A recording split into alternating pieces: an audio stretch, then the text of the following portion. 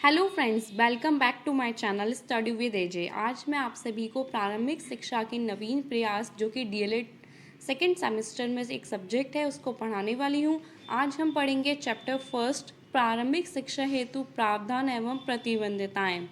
तो इसमें सबसे पहला जो टॉपिक है वो है शिक्षा से संबंधित संस्तुतियाँ। तो सबसे पहले इसमें दिया गया है कि संविधान सभा की बैठक। तो संविधान सभा की बैठक 9 दिसंबर 1946 को हुई थी। दूसरा है प्रारूप समिति। जो प्रारूप समिति के अध्यक्ष थे वो थे डॉक्टर भीमराव अंबेडकर। संविधान के निर्माण का कार्य पूरा हुआ था 26 नवंबर 1949 को, लेकिन संविधान के प्रवर्तन हुआ था 26 जनवरी 1950 को। 26 नवंबर 1949 को कुछ उपबंध लागू किए गए थे और बाकी के उपबंध 26 जनवरी 1950 में लागू किए गए थे। इसीलिए इसे संविधान के प्रवर्तन की तारीख भी कहा जाता है। सन 1976 से पूर्व शिक्षा पूर्ण रूप से राज्य का उत्तरदायित्व थी। संशोधन के पश्चात शिक्षा को राज्य सूची से हटाकर समवर्ती सूची में डाला गया। बहुत ही इम्पॉर्टेंट क्वेश्चन है। तो 1976 से पहले जो शिक्षा थी वो राज्य को उत्तरदायित्व थी, लेकिन एक संशोधन हुआ 1976 में और उसमें बताया गया कि जो शिक्षा है उसे राज्य सूची से हटाकर समवर्ती सूची में डाला गया है। अब शिक्षा के मामले में केंद्र और राज्य दोनों ही कानून बना सकते हैं।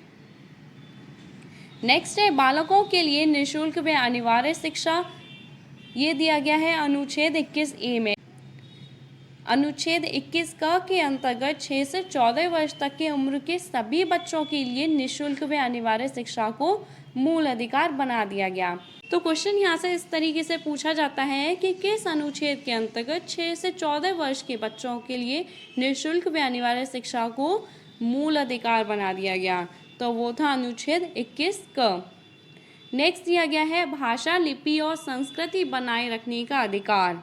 अनुच्छेद 29(1) भारतीय क्षेत्र में रहने वाले नागरिकों के किसी भी वर्ग को अपनी विशेष भाषा, लिपि और संस्कृति बनाए रखने का अधिकार होगा। ये बताया गया है अनुच्छेद 29(1) में।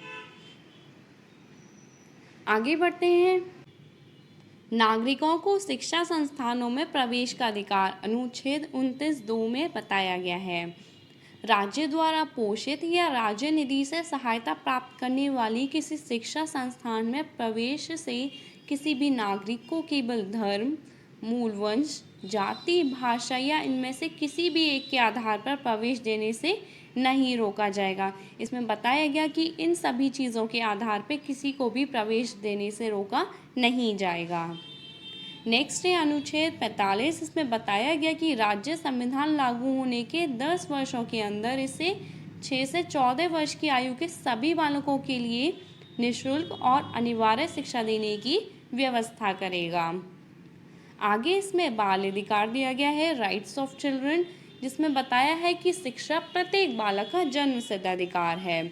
बच्चों के अधिकारों की घोषणा संयुक्त राष्ट्र संघ ने 20 नवंबर 1989 को की थी और इस घोषणा का मुख्य उद्देश्य विश्व के सभी बालकों के लिए मूल मानवीय अधिकारों को सुनिश्चित करना था। 6 से 14 वर्ष के सभी बालकों को मूल अधिकार दिया गया है कि वे अपनी शिक्षा को प्राप्त करेंगे। आगे इसमें बाल अधिकार संबंधी कुछ प्रमुख बिंदु दिए गए हैं। तो इसमें पहला है बच्चों को जन्म के तुरंत बाद पंजीकरण तथा राष्ट्रीय प्राप्त करने का अधिकार है।